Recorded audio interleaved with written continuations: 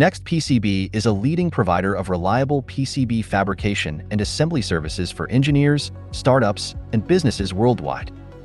Specializing in quick-turn prototypes to mass production, we offer multi-layer, HDI, flex, rigid flex, and metal core PCBs with strict quality control and superior customer care. Our advanced facilities ensure reliable performance for applications across consumer electronics, automotive, medical industries, and more. Embracing Industry 4.0 digitization, we streamline the entire electronics manufacturing process to give you competitive pricing and fast lead times, without compromising on quality. And our user-friendly online platform provides instant quotes, order tracking, and full transparency. In addition to PCB fabrication, NextPCB offers comprehensive PCB assembly services including global parts procurement, testing, certification, and box builds. Our 36 automated assembly lines include advanced inspection tools such as SPI, ALI, and X-ray, reflecting our commitment to quality and reliability. Choose NextPCB for exceptional electronics manufacturing solutions you can depend on.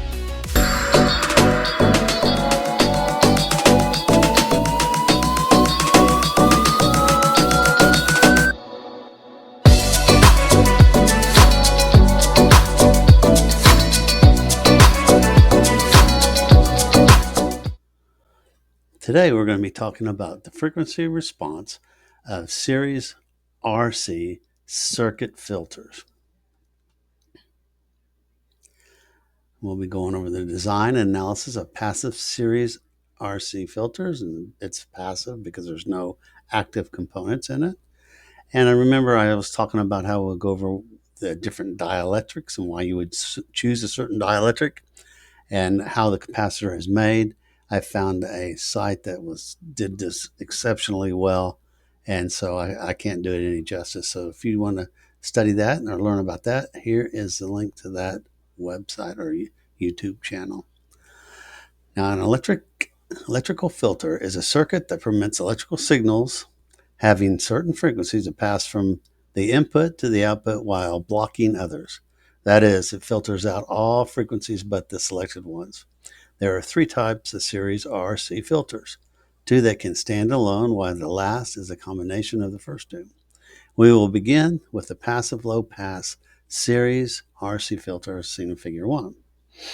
You can see that it's being dropped across the capacitor, and that the 3 dB point right here is your frequency cutoff, which is equal to 1 over 2 pi RC. The circuit is called passive because the components within the circuit receive and process electrical energy but do not generate or amplify the signal. The output of this circuit is across the capacitor, and as the frequency increases, the XC, or the reactance of the capacitor, decreases, thus steering the signal to ground, as we went in our last lecture. So as this becomes zero, everything just gets sucked down to there, and thus your frequency out will be zero. The voltage of that frequency is zero. The second circuit is called a passive high-pass series RC filter, as seen in Figure 2. Here, the drop is across the resistor. So as XC increases, as the frequency increases, not XC, as the frequency increases, the reactance of the capacitor decreases, allowing the frequency to pass by, and everything is dropped across the resistor. And here's your 3 dB point, which again, the frequency cutoff is equal to 1 over 2 pi RC. The output here is across the resistor. As the input frequency increases, the capacitor's reactance decreases, allowing more input energy to drop across the resistor. Remember that while the input voltage is zero frequency, the output voltage is 0 volts because the capacitor blocks direct current. Remember, it's displacement current, not direct current. The third type of series RC filter is the passive bandpass series RC filter, which is a combination of both the low-pass filter feeding the high-pass filter.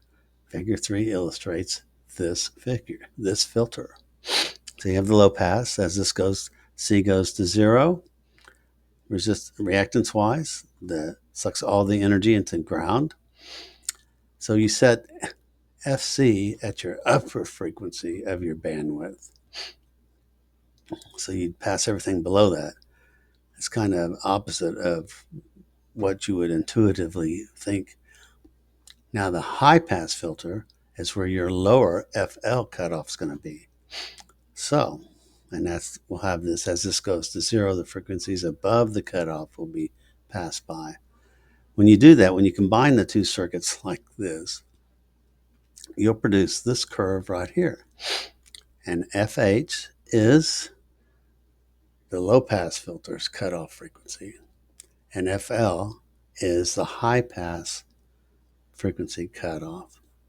So notice that the two 3 dB points on the graph at FL and FH, these are your 1/2 power poles. A pole is where your first reduction in power will be, and occurs, and there'll be more on that later in other courses. That's it's a higher, or it's more information that's covered than is covered by this lecture. At the cutoff frequencies for their circuit, the bandwidth, represented by BW, of the filter is the high filter cutoff minus the low filter cutoff equals your bandwidth. And the first thing to consider when designing your band pass filter is what frequencies you want to cut off. So like we're going to design a circuit that will pass the frequencies of the human ear and can be used as a circuit inside a hearing aid or stereo system. So we are going to design a bandpass filter that allows all the frequencies involved with the human hearing to pass. Figure 4 illustrates the frequency response of the human ear, and it goes from 20 hertz up to 20 kHz. And as you can see here are different peaks. And the C message filter is a 3 kilohertz filter, and that's the most information is in that area. The graph tells us that the high-pass filter cutoff frequency is FL, or 20 hertz. So that's right here. So we want everything above 20 hertz pass. That's your high pass. While the cutoff frequency of the low pass is 20 kHz. Well, that's this right here. This is the low pass. Everything below 20 kHz is being passed. Using the fact and equation 1, we can calculate our capacitance. The resistance will be determined by the input resistance R1 needed as well as the output resistance R2. Since to achieve maximum power transfer from the input to the output, aka also known as load, we want R1 to equal R2. We can think through this by starting with the low pass filter and remembering that XC1 frequency is below the negative 3 dB point at FL equals 20 kHz. This causes R1 and R2 to act as a voltage divider and dropping the same voltage across each. This will be our maximum power transfer. This can blow your mind at first, but just remember that the low pass filter is from 0 to 20 kHz, and the high pass filter is everything from 20 hertz to infinity. So we opened up the PTC Math Cad, and we entered these variables, and we'll go through this when we do the lab. I just put it here so the lecture would run smooth. We want our circuit to be 100 ohms, R1, and R2 be 100 ohms. The low pass filter frequency cutoff is 20 kHz. The high pass frequency cutoff is 20 hertz. So C1, we put 1 over 2 pi FR to find C1, because we know that FC, the cutoff, is equal to 1 over 2 pi RC. That's the frequency. So now we bring the C up to here, and we bring that frequency down to here. And I'll show you that as well. And we solve. That gives us a capacitor of 79.58 or 79.6 nanofarads. We'll just bring that that decimal point over one more and raise that to 9. Now C2, the frequency is different, the resistance is the same. We can do the calculations, bring the C up to here and the frequency down to here, and we solve and we get a capacitance of, we bring this over one more, make this a 6 because it's a common value for capacitance, and that makes it 79.6 microfarads. Okay, now we're going to proceed to the QUCS and the plots and observe the characteristics of the circuits we've designed. To keep continuity in the lecture, I'm going to go ahead and show you the results of the labs that are coming up in V114, V115, V116. And we will completely construct them from scratch in those labs. It'll be the low-pass filter first, which will be V114. V115 will be the high-pass, and then V116 will be the combination of the high-pass, low-pass, high-pass, and make a bandpass filter. Here you can see our filter that we have, and we took the values that we calculated here, the 79.58 nanofarads, and then the 79.58 microfarads, C2. C1 has a 79.6 nanofarads. If you watch the 1112 V112 audio about the RC low-pass filter, you would recognize this.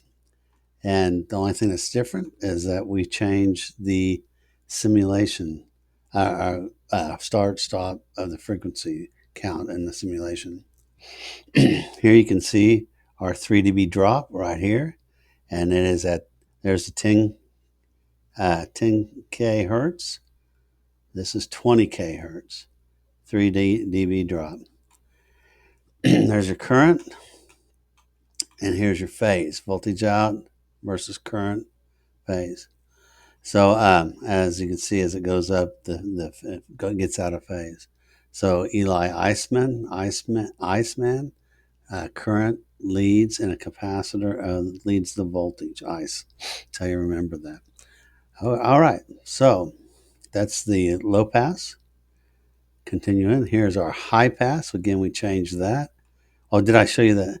And as you can see, this is 79.6 nanofarads. C1. C2 is 79.6 microfarads. We rounded up. Here's our configuration. There's our high pass filter.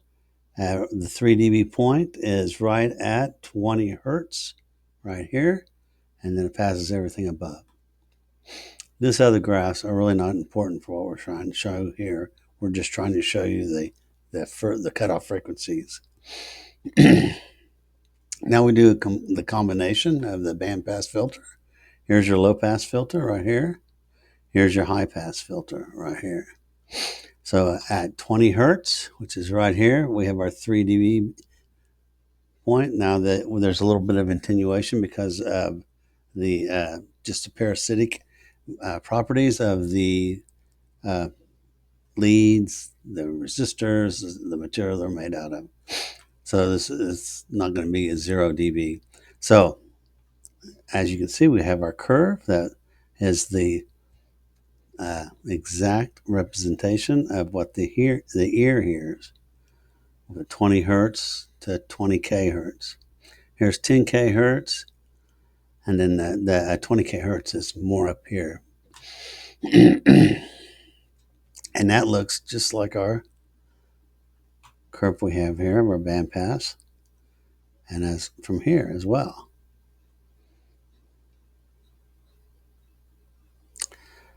As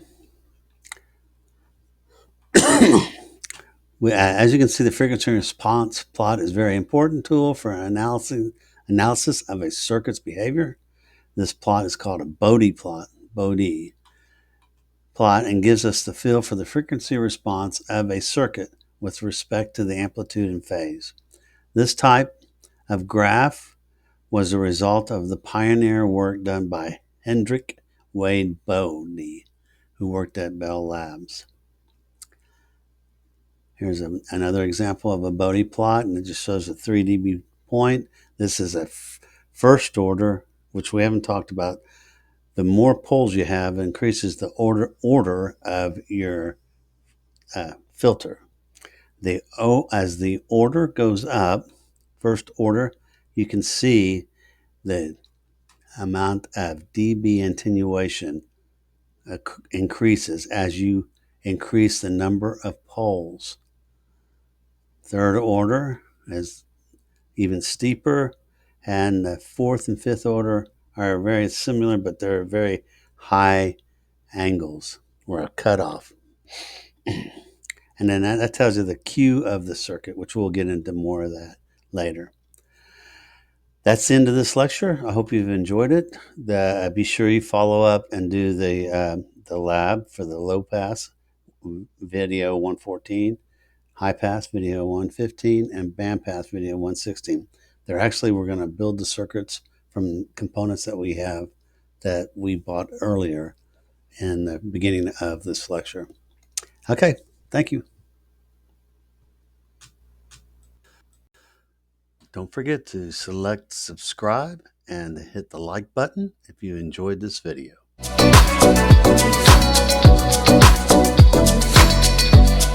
Be sure you check out our description box below this video. Check on the link for NextPCB. NextPCB is our sponsor, and NextPCB is your comprehensive solution for all your printed circuit board needs.